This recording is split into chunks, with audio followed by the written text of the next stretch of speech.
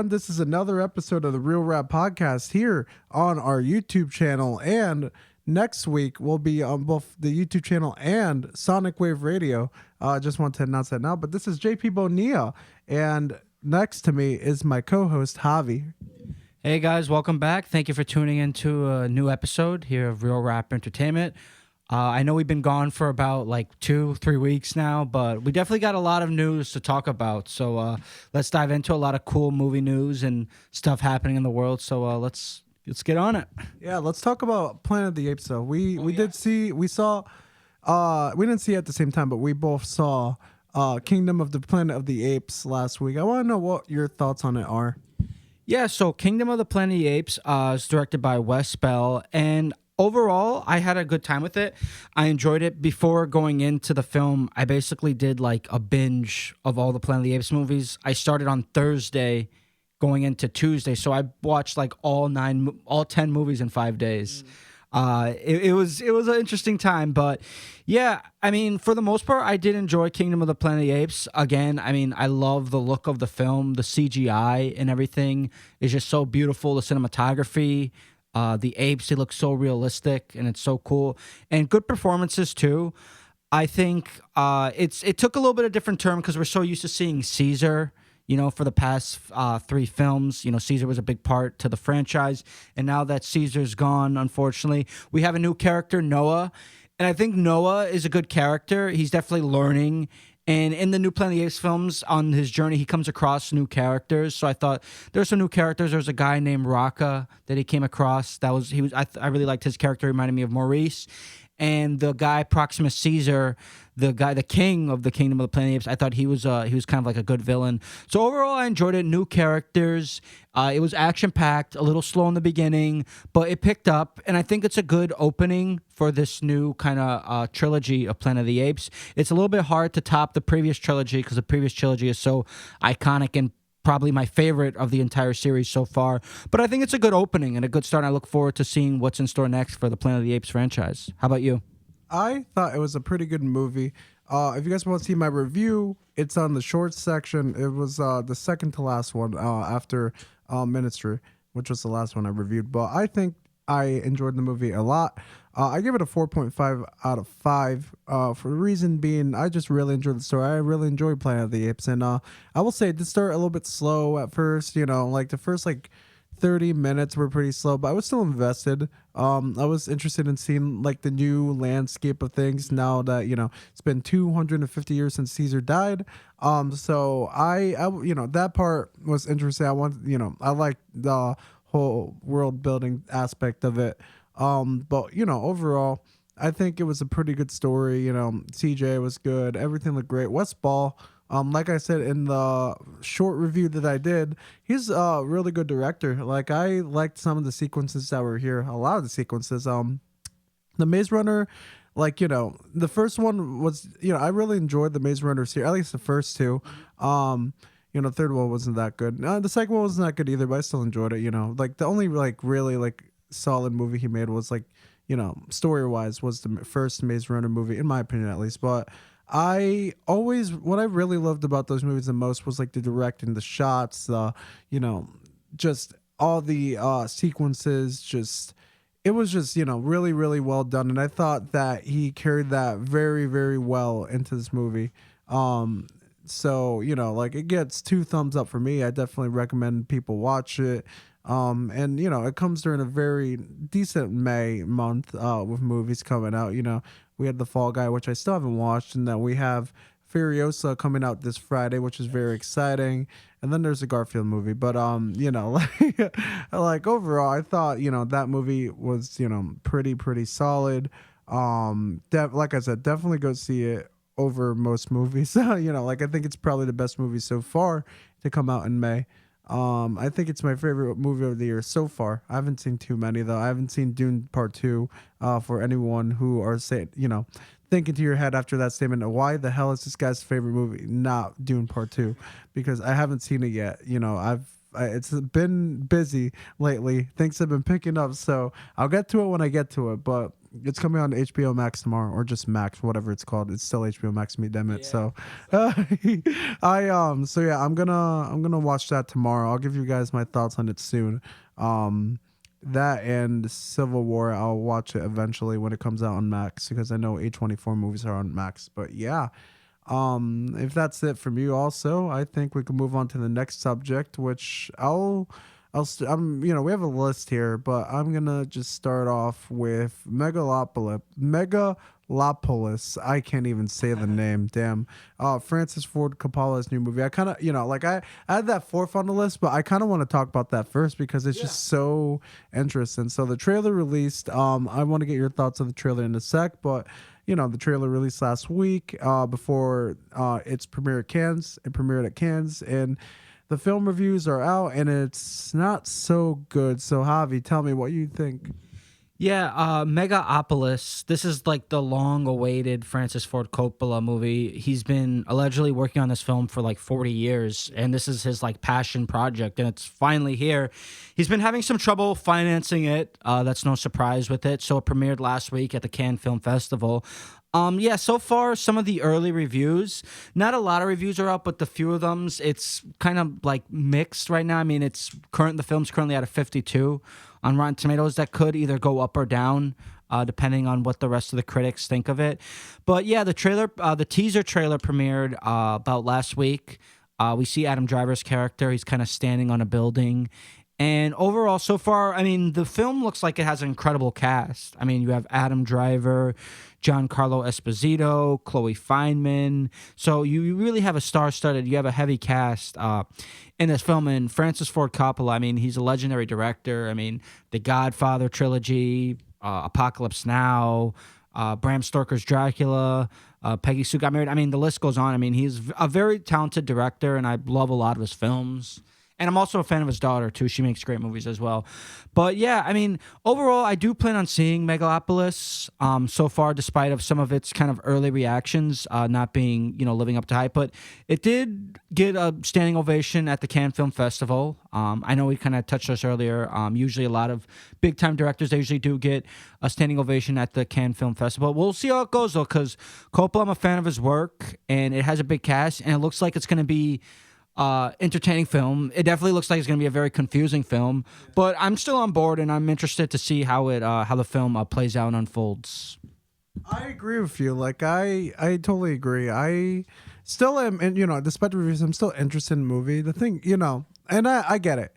Francis Ford Coppola's last really, really good movie was 30 years ago. I know, he had absolute stinkers like Jack. Why did he make that movie? I don't freaking know. Like like then there was Twist and something I forgot what the other movie was. Like if we're being honest, like his last couple of movies, the output hasn't been very, very, very good at all. It's been actually pretty horrendous at some points. And honestly, which is sad to see from such an all-time great director. Like the man who directed the first two Godfather movies, the man who directed Apocalypse Now, and we're seeing him doing absolute stinkers like Twist. I'm sorry.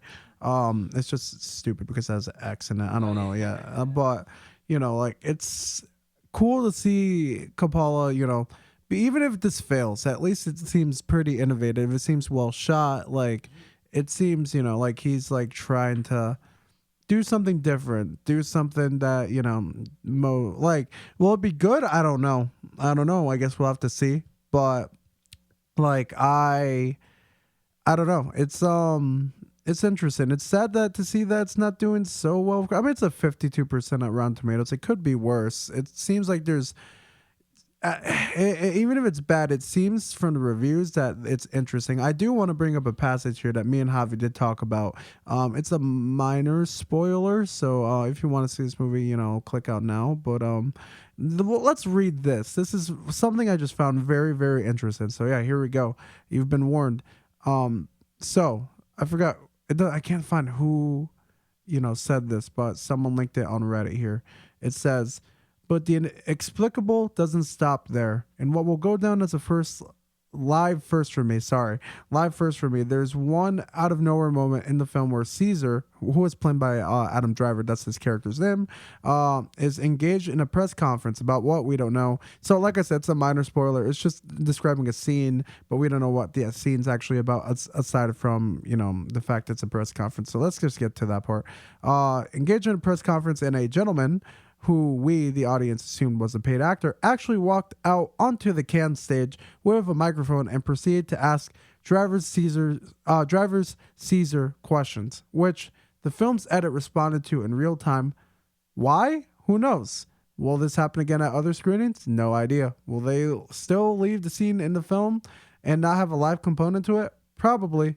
But honestly, this is a film that perhaps defies comprehension. So he's trying stuff. I don't know if it's gonna be good, but like it's an attempt. I don't know if you had something to say about that.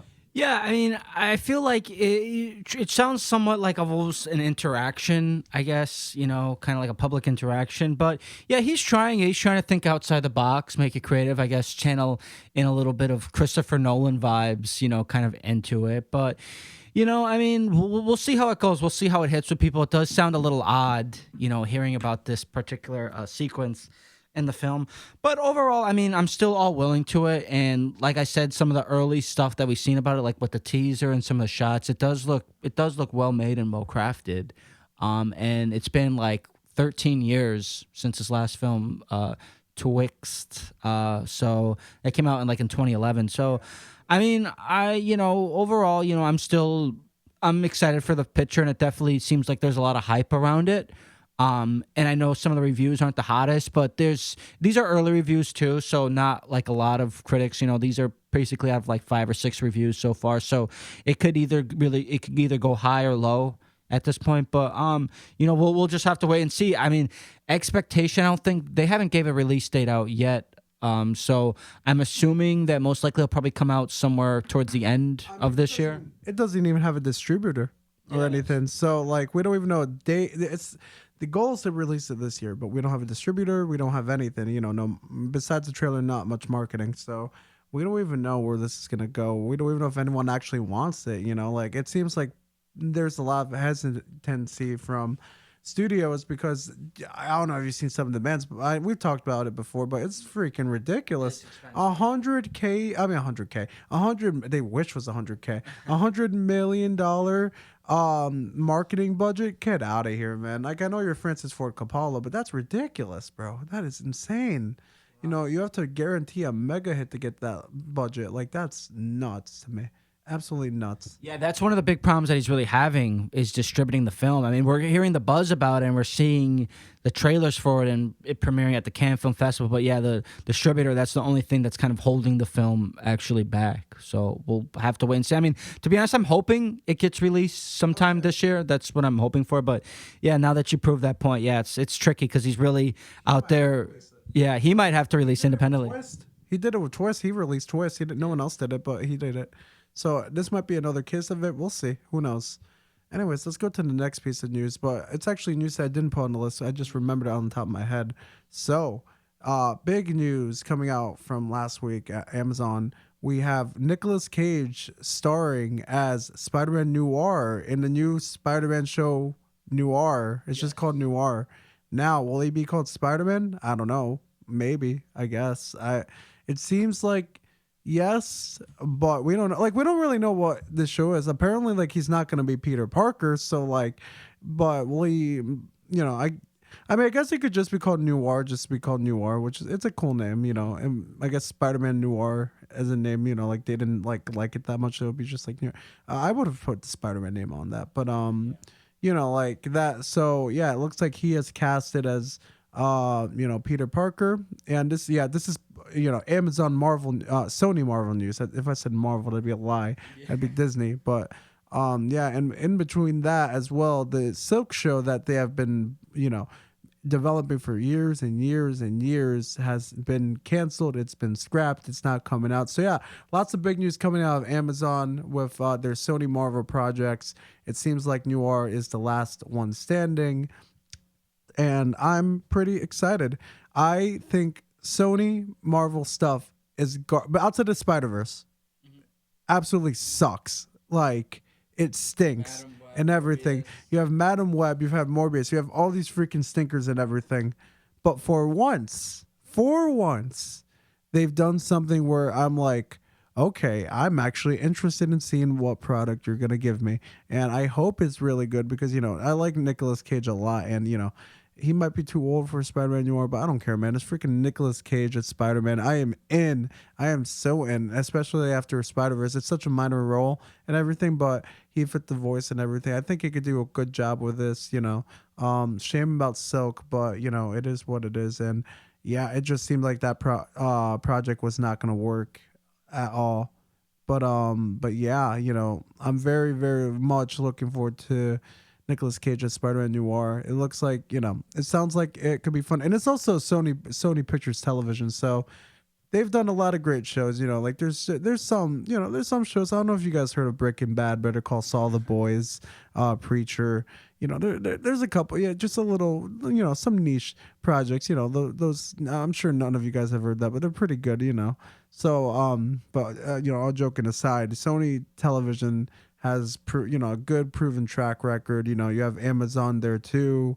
You have as producers Phil Lord and Chris Miller. So there's a lot there that you know I have good hopes for it. What do you think, Javi? Yeah, I remember, hearing about that news too as well. And yeah, Nicolas Cage is a very dynamic performer. And even though his role is small in Spider Verse, I think he still nailed it very well and executed very well. I think he's perfect for the voice. He matches it well. And Noir, kind of like an old fashioned, Spider Man. And I feel like, not to call Nicolas Cage old or anything. I mean, he's been around, he's been acting for almost 40 years now. But I think he perfectly suits the role. And he has that style, that Noir style that he could fit into the character. And it's really cool to see. And I think a lot of fans, Spider-Man fans or just Nick Cage fans, will enjoy this, and it's fun too. And like you mentioned, you have a lot of cool people tied to the project as well. You have Phil and Chris Lord, did the Lego movies and the Jump Street movies, so it should be fun. I'm really excited for it, and yeah, it's great to see Nicolas Cage because there's somewhere, even though Noir, he's kind of like a more calmer, laid back Spider-Man, but I feel like at one point we're gonna see him go full Nick Cage, and that's that's something that's always worth watching for sure. And I got more details. It's set to debut on MGM Plus before releasing internationally on Amazon Prime Video. So probably next day or later that night. You have Steve Lightfoot, who is the showrunner. He's worked on other shows such as Hannibal, great show. The Punisher, which I liked a lot too. So some good stuff there.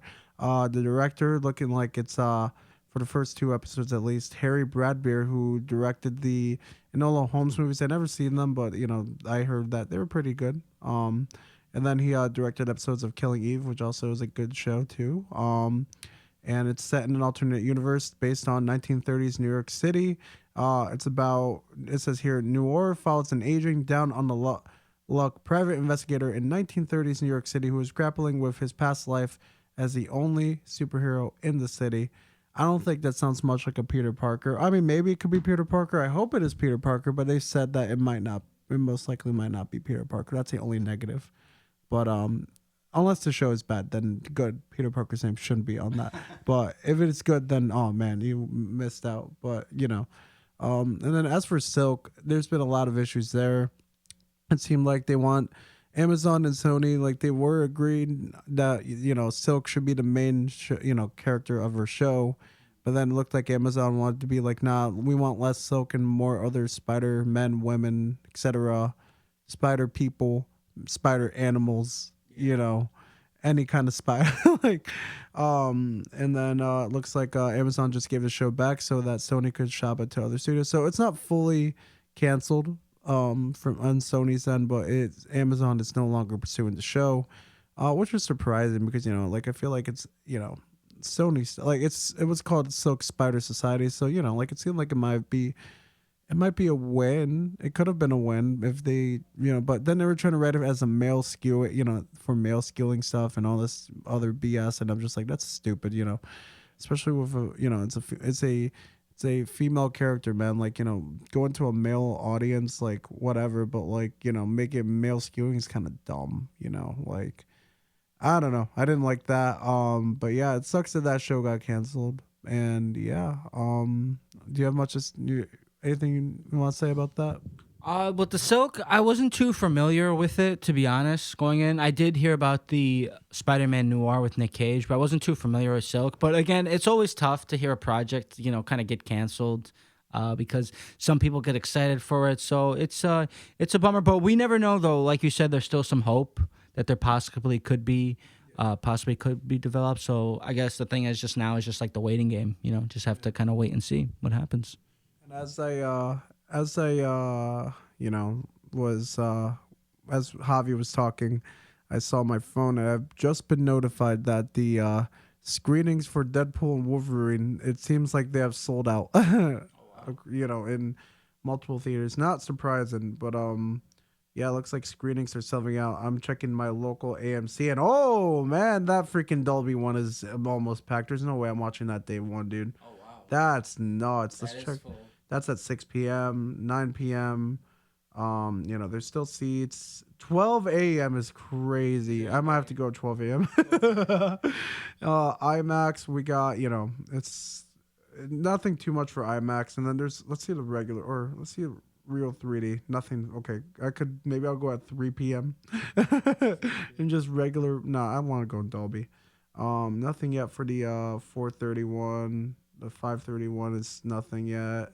7:30 is looking like it's getting up there. They just came out today, so it's gonna be sold out eventually. It's gonna be a crazy movie. This is an event, dude. Deadpool and Wolverine on the same screen finally. Like this is gonna be cool. 15 years in the making since we last saw them in X-Men Origins. So I'm definitely hyped for Deadpool and Wolverine. It was actually supposed to come out this month, but due to the strike. But good. I mean, July, that's not too far away. So I'm glad it was able to get released this year and kind of work out. So, but definitely hyped. That's one of the highly anticipated movies of this summer. And actually, it was supposed to come out this month, of course, as Javi said. And the date that it was supposed to have, it's actually the Kingdom of the Planet of the Apes date. So, so at least we lost something, but it got delayed, but we got something just pretty solid in return. So I'm not complaining too much. I could wait a little longer. Even though I really want, like, I'm just so happy to see Wolverine in a suit. Like Deadpool and Wolverine in their comic accurate suits makes me so happy. Especially after Origins fucked it all up. Like they always, like Fox just had to, yeah, Deadpool, Merc without a mouth, like, instead of Merc with a mouth. Um, yeah, nah, that's exciting. But since we're on the topic of superheroes, let's talk the Superman suit that was revealed last week by James Gunn. I'll put it on the screen for you guys to see it in all its beautiful glory. I like it a lot. I'm very excited for this movie. The cast is good. The suit looks good in my opinion. I'm not big fan of like the neck thing that they have, but like I'm not gonna care for it. I know I won't like it. Someone pointed out, and I'm like, yeah, it doesn't look that meh, but like it's whatever. I don't care. I think the rest of the suit looks pretty cool. I like that's based on I like the logo. It's based on Superman Kingdom Come. That logo, and it's except instead of black, it's in yellow, so it mixes the traditional Superman logo with the Kingdom Come logo. And yeah, no, I think the suit and a lot of the stuff that's coming out about it so far, I'm excited. As a Superman is my second favorite superhero. Of course, Spider-Man is number one, but Superman's always been my second favorite. Out of everyone, the two and I love Batman too, and Wonder Woman and Hulk and Wolverine. But I think the two I always, like loved the most were Spider-Man and Wolverine. I mean Wolverine, Spider-Man and Superman. Like, I always was a huge Superman fan, and like it might be, I'd say he's second, but he might almost be on par with Spider-Man for me. I think Spider-Man has a slight edge, but I just grew up with Chris Reeve, Superman, seeing that on DVD and replays on TV. Superman Returns, even though that wasn't good, like that was my first or that wasn't my first exposure, but like I saw that, and I always Boomerang. I'd be watching Superman the animated series. I'd be watching Justice League Unlimited growing up. just the original Justice League. Like, I was a super huge, I still am a huge Superman fan. So this is, I just hope, that James Gunn captures the feel that, captures Superman being Superman, like not like Man of Steel. I like Man of Steel. I really enjoyed Man of Steel. But I think as a Superman film, it kind of fails on a lot of aspects. It didn't capture how Superman really should be. But I hope that Gunn here can, capture that feeling and bring Superman back to. And I love Henry Cavill too. I like this Superman a lot. I think with Zack Snyder's Justice League, it was cool seeing he's seeing him develop more there. And I liked him in Batman v Superman, even though that movie sucks. But like overall, like I'm just excited. I'm excited for this whole universe. Like we got Creature Commandos. I'm very excited to see how that, like with that being the first project this year, I'm very excited to see how that goes. But yeah, everything about this universe, everything about this film, I'm very excited for. Javi, what do you think? Yeah. Definitely. I feel like if anyone is to tell Superman's story nowadays is James Gunn. I think he's done an incredible job with the MCU, and he did an incredible job with the Suicide Squad, the 2021 version. And I think that it's going to be a very hyped picture. Yeah, we saw the image last week, and it got all this buzz and a lot of likes online. And to be honest, growing up, I wasn't super into Superman. I mean, I knew of the character. Of course, my favorite superheroes growing up would be Spider-Man and Batman. But Superman, though, as I got a little bit older, though, I did slowly get into Superman. The Christopher Reeve movies, the ones from the 70s, those are good, especially the first two. And yeah, except three and four, yeah. But for the most part, though, and then with kind of Henry Cavill, I think Henry Cavill did a great job as Superman too. But for the most part, I wasn't super into those movies as much. But I think James Gunn, though, he's the perfect choice to kind of rebuild up the DCU, because I know the DCU has had very few hits and a lot of misses. And yeah, so I think for him to kind of restart this new DCU cinematic universe, I think it's in good taste. And I am excited to see the new Superman movie, even though Superman, like I mentioned, I didn't grow up, because I know you were a bit used, like you just said, you were a big fan. You grew up with him. And with me, not so much. Like I knew of him, and I'm still a fan of Superman, but I wouldn't categorize him as my top superhero. But I am excited for the new one, and James Gunn, he's the man. I feel like he's going to do a really good job, and he's going to help the DCU come out of that struggle that they've been in for like the past like 10 plus years. Yeah, the DCU by all accounts is a failure. I like some movies in it, like the Suicide Squad and Zack Snyder's Justice League, and the first one, yes, and Blue Beetle. But by all accounts, financially, it was a failure, and a lot of the movies critically failed. Zack Snyder's Justice League is, while I enjoy it, it also is the reason why, like one of the reasons why it was bad, because he couldn't fit that stuff in a two-hour movie. That's insane. And also the executives fucking things up and yada yada. You guys know the drill. So I think the smart, I know some people are still a little bit upset about Henry not being Superman and all this stuff, but I think in the long term that this is the restart, the rebrand for ending the DCEU and then starting up the DCU. I think that's going to be the best long-term goal, best thing long-term for this universe, just restarting fresh, keeping some elements from the DCU, like the really, really good stuff, like Peacemaker is a good idea, and Amanda Waller. I don't think you're going to get better castings than those two. Yeah. Because, Viola Davis is a great Amanda Waller. John Cena is great as Peacemaker. I don't think you're going to get better than those two at all. And, and then I like that they're following some story threads from Peacemaker season 1. Apparently in season 2, Frank Grillo, who played, what's his name? I don't remember. Brock Rumlow, Crossbones in the Winter Soldier. And then he was Crossbones in Civil War. Captain America Civil War, for those who don't. And then he came back for that cameo in Avengers Endgame. Of course not a big he wasn't like a big time actor in that movie, but he had a pretty solid role for the most part in those 3 movies. He's playing Rick Flag Sr. So the stories that Senior is gonna have, gonna interact with Peacemaker in season 2. After he's gonna, all right, how do I start this? Rick Flag Senior is gonna be making his debut in Creature Commandos this year. This is his first, Grillo's gonna be playing him in that.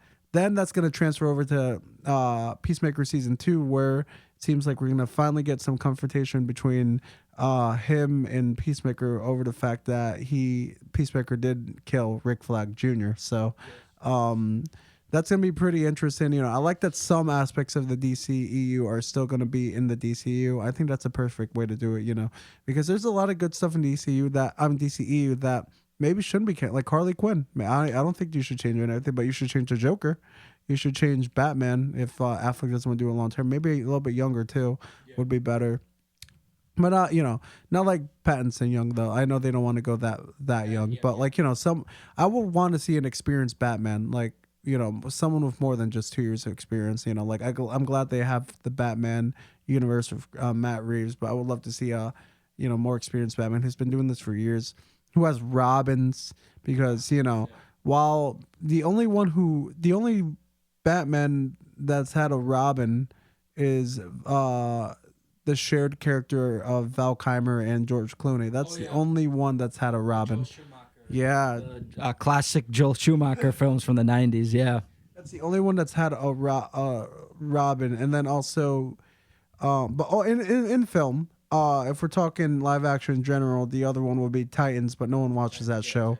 No one watches Titans, and even though we don't see Batman as Batman, there's still a Bruce Wayne there, and he does have Robin, and originally, Dick Grayson, and then Jason Todd, of course, and then of course Tim Drake. But yeah, so I guess we've had only two out of how many live action projects for Batman? I don't know. A lot, because we had the original Tim Burton, Joel Schumacher movies. They're both the same character, technically still. So that's, but let's say that's separate. Batman Returns didn't have Robin. The entire Dark Knight trilogy didn't have a Robin. And don't give me that bullshit of, oh yeah, but John Blake's real name is Robin. Shut the fuck up. No, like I'm not counting him. He doesn't count. Does not count at all. I mean, he counts in a way because I guess he's a Robin, but he's not Robin. Like, don't give me that bullshit. And then, Batman v Superman, we have the Robin suit, but Robin's dead. Justice League, no Robin. Zack Snyder's Justice League, no Robin. The Batman, no Robin. So that's 9 projects 9 out of 11 that 12. 9 out of 12. I forgot about Gotham. Oh no, I'm sorry. 10 out of 12 that doesn't have a Robin. Sorry. 10 out of 12 that doesn't have a Robin. Counting Gotham too. So, oh, I'm an idiot, dude. 10 out of 13. 10 out of 13. How am I going to forget Adam West Batman? Yeah, so many people are probably mad now that I didn't even bring. That's the first one that, of course. Yeah. And then we could go, I guess like we could go even further, like 1940s Batman and Robin show. So yeah, so like, but still, that's like such a small amount of Robin that we've gotten compared. That's like 15 live action stuff, and we've only had like 4 of them having Robin. So it's like, it's it'd be cool to see. Well, what am I saying? It does have a Robin. What, the Brave and the Bold is gonna have a Robin. So yeah,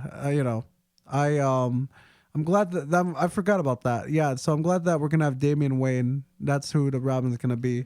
Yeah, so I'm glad we're gonna get that dynamic. I hope we get the whole Bat family. We get Nightwing and Red Hood and all this stuff. Yeah, like it'd be cool. It'd be really, really cool. Batgirl. We've only had 2 Batgirls, I believe. And yeah, we were supposed to get 3, but we don't talk about Batgirl 2022 getting canceled and yeah, even though it was already filmed and bullshit. That's why that universe died a painful death, because stuff like that. But yeah, no, so I'm very excited. Gonna look forward to this universe. Gonna look towards Batman and Robin. Thank you, James Gunn, for that. Superman, all this stuff. Like, I'm excited. I'm looking forward to it. And a Jimmy Olsen that doesn't die, who's not a CIA agent. In the Ultimate Edition of BVS fuck you, Zack Snyder, for that because. Yeah, and I have to see Rebel Moon. I have to review Rebel Moon. I heard it's bad, and the second one, the first one was horrendous. I've told you about that, but the second one I heard is even worse somehow. So I'll be watching Rebel Moon. I'm gonna be fair, like I said, I'm gonna be a fair reviewer. You know, I will be fair, and if I like it, I'll say I like it. If I don't like it, well, it's gonna get shit on. But yeah. Anyways, let's move on. We'll do this one quickly. Happy Gilmore sequel set to be released on Netflix. I don't have much to say except we don't need it. Yeah, I agree. I mean, I love the first Happy Gilmore. It's a classic comedy, classic Sandler. And it's funny, and I feel like a lot of these projects, like films that came out in the 80s or 90s, and they're great, but I feel like when they try to do it now in modern settings, it just doesn't seem to hit right. And I think I mentioned that too when I saw Good Burger 2, a couple months ago when it came out on Paramount Plus. When I saw Good Burger 2, I feel like, yeah, don't get me wrong, it's great to see these characters again, after these 20 plus years. But the thing is that I feel like a lot of the jokes and a lot of things that they aim at worked well in that time. We're living in different times now. And with Happy Gilmore 2, I mean, I'll give it a shot, but I don't really have too high hopes for it. I'm like, oh my God, we definitely needed a Happy Gilmore. You know what I'm saying? It's kind of like the same thing with Space Jam: A New Legacy when that came out. Like, we didn't need a Space Jam: New Legacy. Space Jam is fine the way it is, just like Happy Gilmore is fine the way it is. And I'm not trying to say anything bad about the project or kick it down because we don't know. I mean, who knows? It could be really good. Could be like Top Gun Maverick, better than the original. But we don't know. But to be honest, just like I said, my hopes aren't too high for it. But you never know. We'll see how it comes out. I mean, Adam Sandler, he's had a deal with Netflix for the past like almost 8 years now. So a lot of his films have been going on Netflix. A few of them are not too bad, and then a lot of them are not good at all. But he's had a few ones that are pretty decent. Like he did an animated one that came out over the holidays called Leo. That's not bad. And then he had Spaceman, which I still have to see. I still have to see Spaceman. It came out like 2 months ago, and I've yet to see it, but it's on my list. But we'll see how it goes, though. But yeah, I mean, I feel like again, just certain things just work for a certain time, and I think Happy Gilmore was a perfect comedy for the mid '90s. Came out the year I was born, so I like that.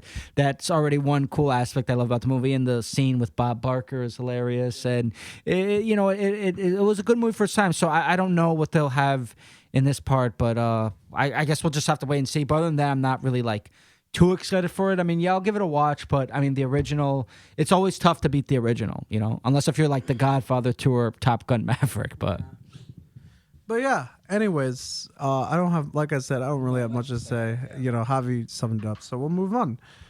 Michelle Yeoh to star in Blade Runner 2099, the new show that's coming out soon.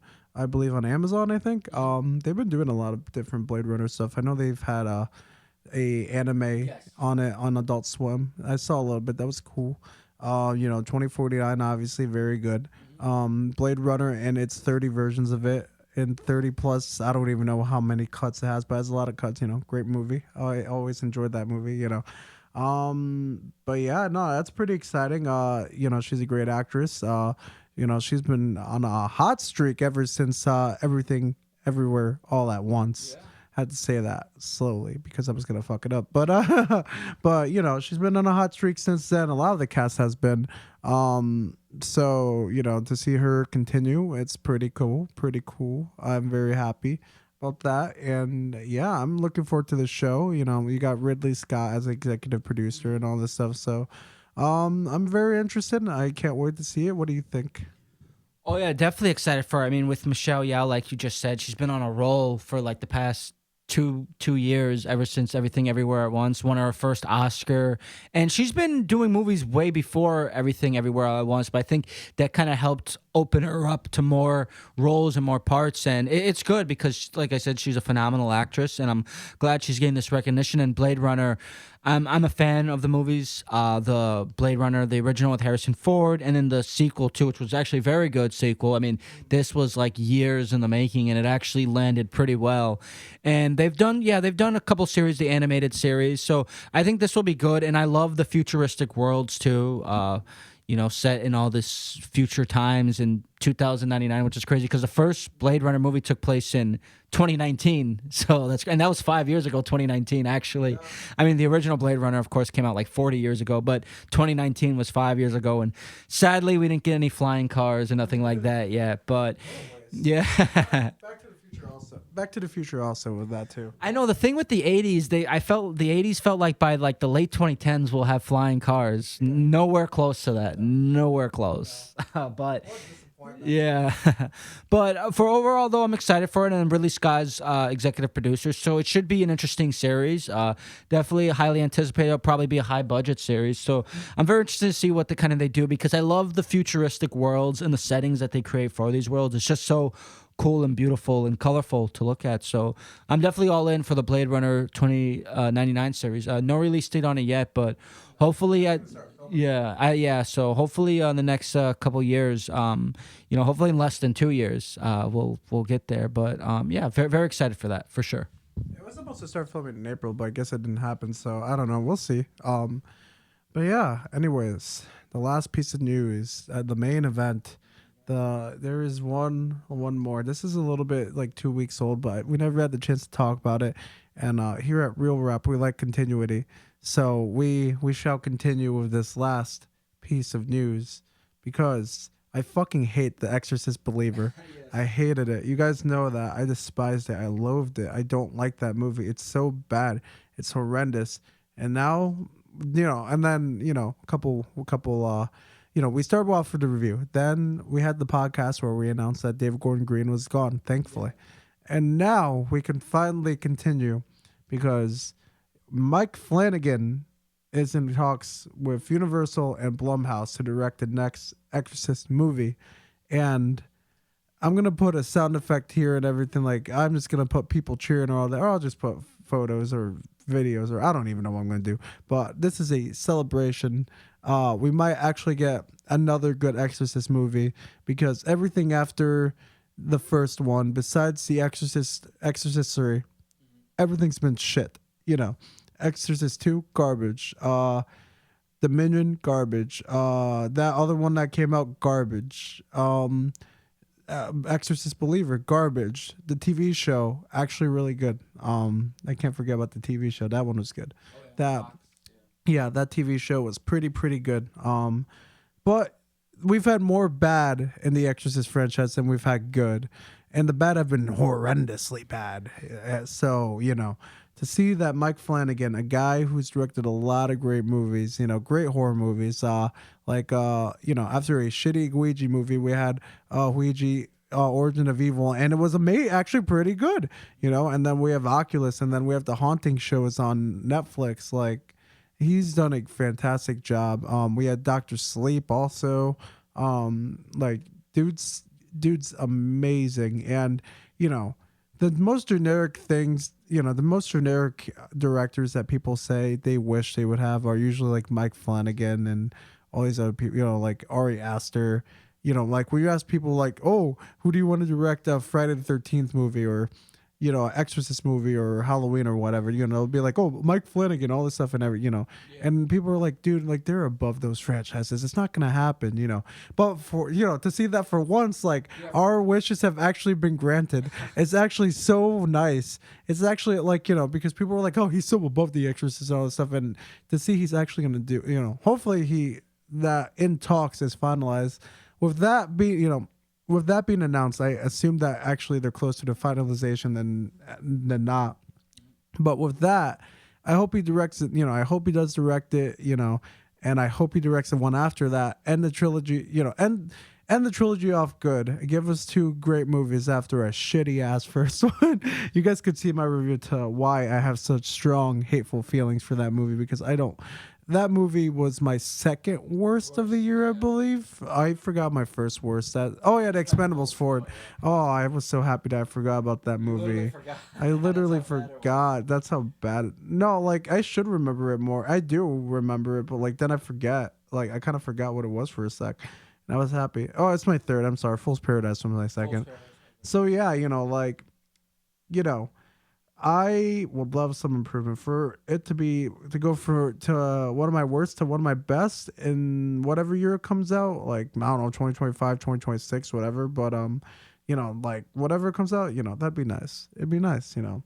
And yeah, like hey, we got like after a terrible last voyage of the Demeter, which is my fourth worst movie of the year. It seems I didn't watch it yet, but Abigail seems like a good vampire movie that also like a good Dracula movie. And well, even though it barely features Dracula because it's mostly focused on Abigail, and that's not a spoiler. It's literally based on Dracula's daughter. Like it's a remake of that. So, um, for that, like like it's gonna be cool and everything gonna be cool. Like they did it with Dracula, they could do it again with Exorcist. Universal's there's a lot of Universal horror movies coming out like from them. I don't know if like you notice that too. Yeah, they're definitely trying to rebuild up the Universal monster horror films. They're doing that, and I think it's a really smart, cool, fun idea. It could go either way, but it kind of started off with Abigail. You're right. Abigail, I thought was I thought Abigail was pretty fun. Well, oh yes, you're right. The Invisible Man, yeah, with Elizabeth Moss. That came out 4 years. That came out literally like a week before the pandemic started.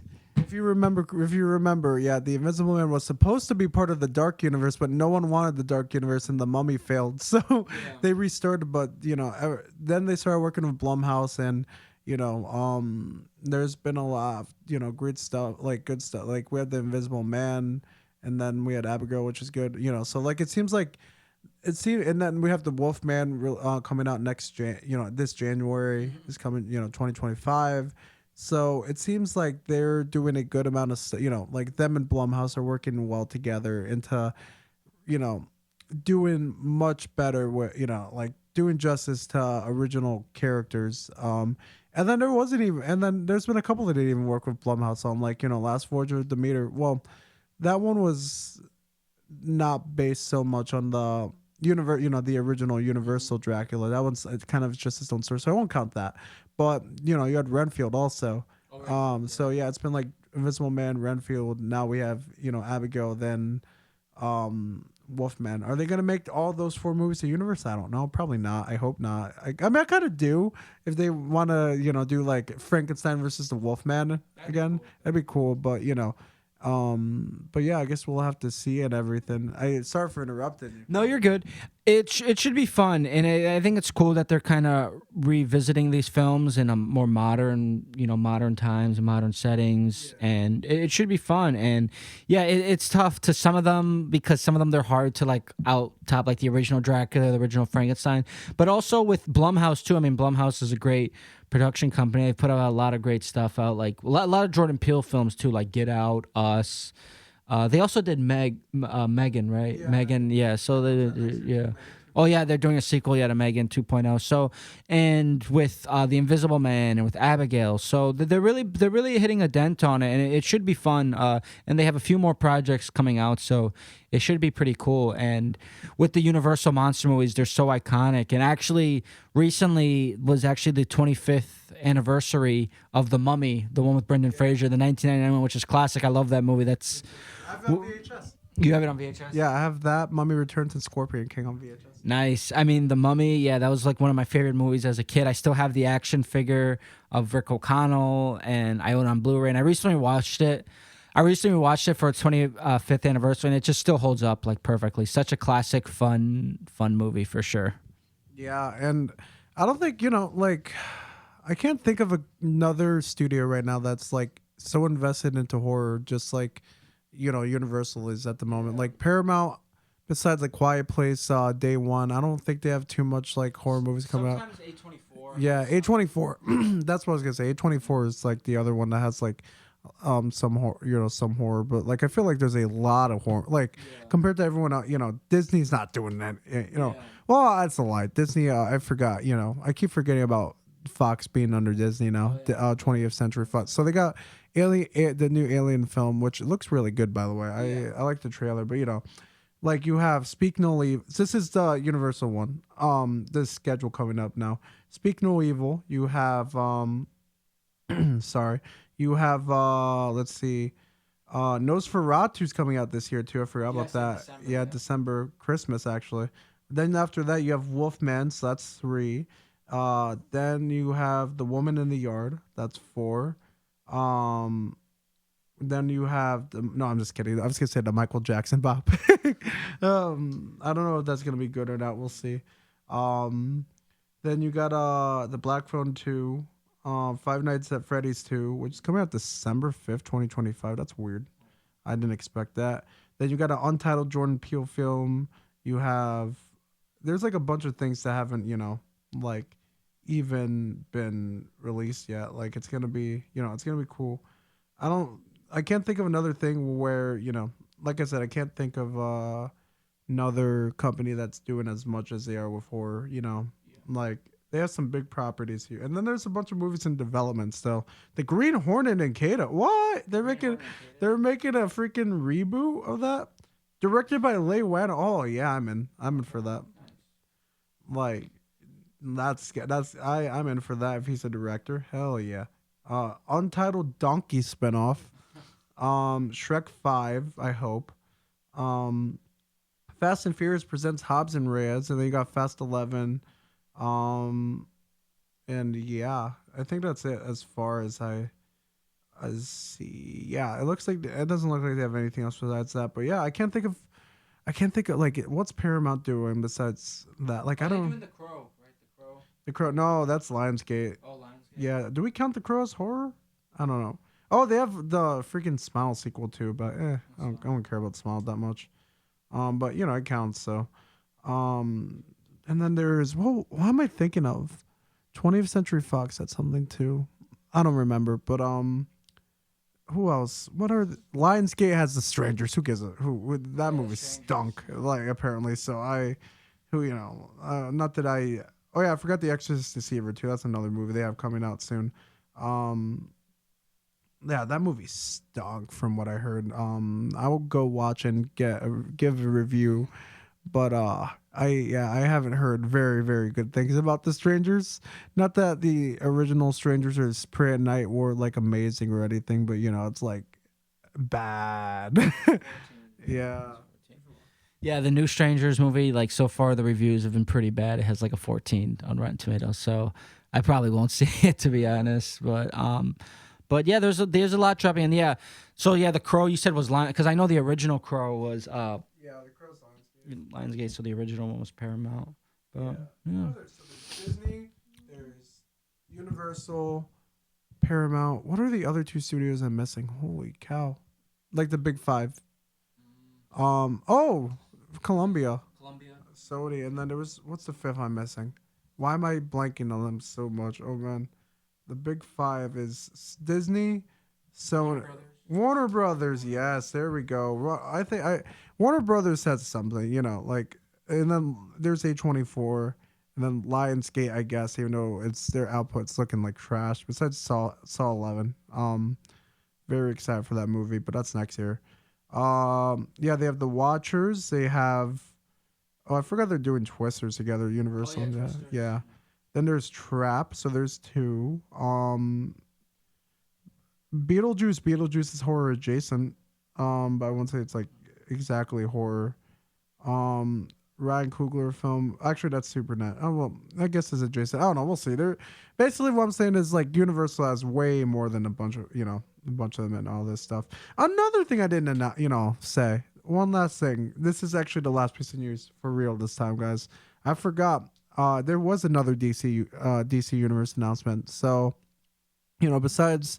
So like we said earlier about the Superman film, like Rick Flag being in Creature Command, well that was already announced, but being in Peacemaker season 2, which is looking like it's going to be released in 2025. Looks like Waller will be after Peacemaker season 2 when it originally was supposed to be before, but that's not the news I was going to say.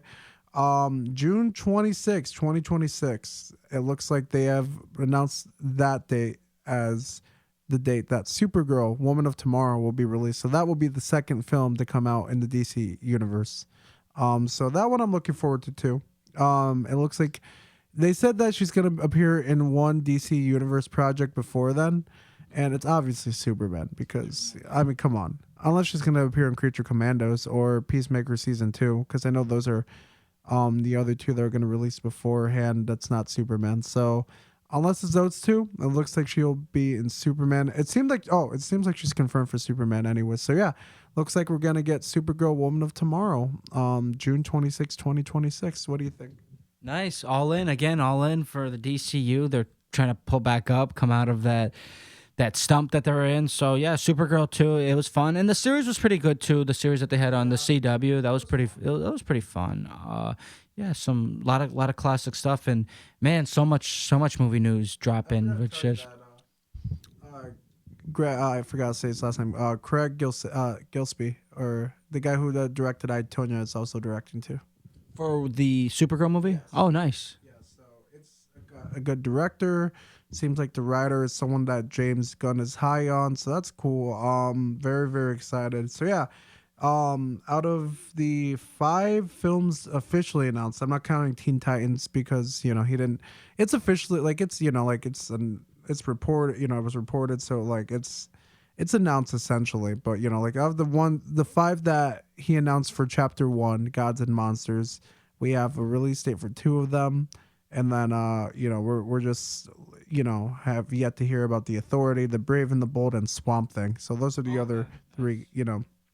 And then we have so the only projects in general that we have release dates for are Creature Commandos, which doesn't have an official date, but it's set for late 2024.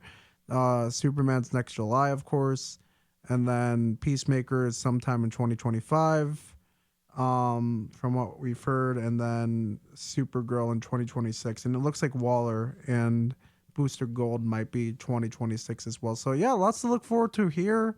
And everything, I'm excited for the DC universe. I'm kind of more excited for the MCU at the moment, to be honest. Besides, I don't have too much to look forward to in the MCU besides Deadpool and Wolverine, if I'm going to be honest with you. Yeah, that's kind of the same for me. I mean, the MCU has kind of put a little bit on the holdback for now, which I think they need to do. They kind of need to reevaluate because we've got a lot of MCU movies in the past, 10 plus years. So, but Deadpool and Wolverine, yeah, that's mostly one of the highly anticipated for this year, for the summer. And I'm very excited for Madam Web too. I have to see. Oh God, I just have to see how bad Madam Web is, but because it's now currently streaming on Netflix. But I just have to find the right time to because I'm gonna watch it, but I'm in no exact rush to watch it. You need to watch it while drunk.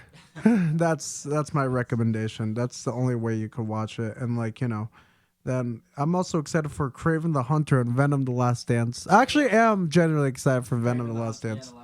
Kraven the Hunter, I'm excited because it could either be a funny shit fest. It could either be really good considering who the director is and the cast, or it could be a shit fest that I could also enjoy shitting on, like Madam Web. At least with Morbius and Madam Web, I'm glad that at least they were so fun to shit on. I hate a bad movie. I hate but if you're gonna be bad, at least be fun to shit on. If you're, if you're just boring, if you're boring bad, then then even Expendables 4, I appreciate that it's at least fun bad. It's still my worst movie of the year, but it's fun bad. It was annoying, but it was fun bad. Just like Madam Web is so bad, and it's not good. It's not so bad it's good. It's just straight up bad. Yeah. But it's so funny the things they did in that movie that I had a blast watching it in the theater because it was just so stupid. But yeah, anyways, guys, I think that's it. No other news really so far except for the fact that we're getting another I Know What You Did Last Summer sequel. So let's go. Yay. I am a fan of the first one, the 1997 one. That one actually holds up pretty well. It's a super cheesy, like you said, it's kind of bad, but it's good in a way. There was a third one. There is a third one, yeah, but it's kind of like a direct to video type of sequel, so I didn't really bother watching the third one. But the first one, actually, I do mess with. It's 90s, it's nostalgic, and it's bad. It's bad, but it's actually good. You know what I'm saying? That's how it is. It's a movie I occasionally revisit on Halloween for sure. So we'll definitely see how that goes. Maybe we could see a cameo from Jennifer Love Hewitt or Sarah Michelle Gellar. That'd be cool. Who? So it says here, Legacy So first off, I want to say I know they had I know what you did summer last summer. Of course, well, I mean, what am I saying? I know they had. I still know what you did last summer. So I know the second one. I did not know the third. I forgot about the show too. Do you remember the show?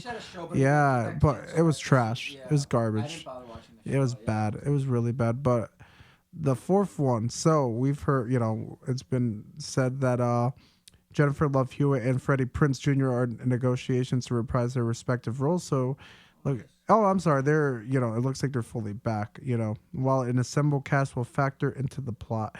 I don't know what they're even going to call this. And yeah, it says here, revealed that the director, I think, no, the person who wrote the script said that the influence of social media will factor into the movie's plot. So here's my prediction for this movie.